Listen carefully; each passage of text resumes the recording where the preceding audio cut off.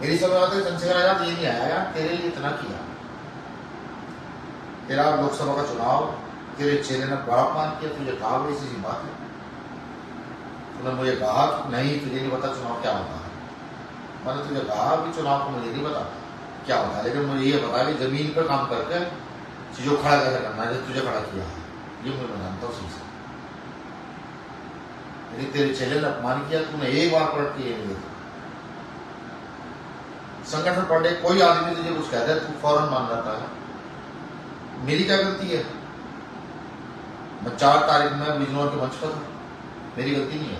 मैं यहाँ से गया था सिर्फ इसलिए कि उस दिन तू जो चुनाव जीता था, और कल लोग ये ना कहें कि भाई चुनाव जीता था मेरे तो उसी नहीं है।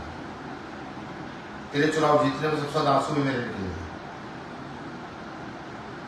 मैं वहां सबसे पहले मंच पर जाकर बैठ गया, तो कोई नेता नहीं था, सब बाद में आकर बैठे वहां। वहां कुछ ऐसे नहीं लगते जो मंच की व्यवस्था बिगाड़ रहे थे। मैंने उनको कहा भी आप ऐसे क्यों कर रहे हो, ठीक, लेकिन वो तुम्हारे थोड़ा ज्यादा प्रिय है।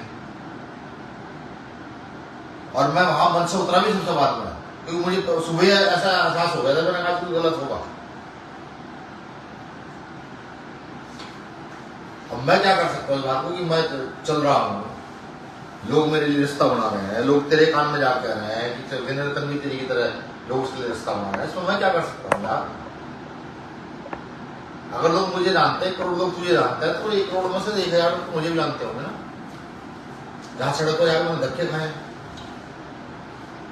और आज भी ऐसा नहीं है, आज भी तू मुझे कहे कि सारा काम धाम छोड़ अपने घर बैठ, ये सारी राजनीति मुझे अपने नाम लिखवानी है, तो मुझे कोई दिक्कत नहीं है। और ये लय वाले का कारण ये नहीं है कि वो मामला है तुझसे ना। जब मैंने तुझसे कमरे में बैठ कर कई देर बाद ये पूछा कि तुझे मुझसे कोई राजनीतिक द्वेष है तो मुझे बता, लोगों को ना बता। मैं सब चीजें जानता हूं, मैं भी पढ़ा लिखा आदमी हूं, ऐसा नहीं हूं बिल्कुल। कब कब पतन हो रहा था, कब कब तुम दूसरे को क्या कहते हो, सब जानता हूं।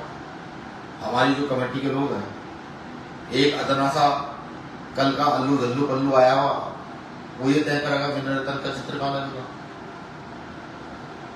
जिस आदमी को तुझे बराबर में बैठाना चाहिए तुमने सबसे पीछे धकेल दिया। कभी मैंने सवाल किया? लेकिन यार उन कार्यकर्ताओं के बीच में अपमान करना बहुत ठीक है, कसम से। लेकिन उन्हें मेरी बेटी का कहा शब्द नहीं है कहने के लिए कि भाई तो अपमान क्यों करता है, ये समझ में नहीं आया, धक्के क्यों दिए तुमने, किस कारण से दिए। मैं तेरे पास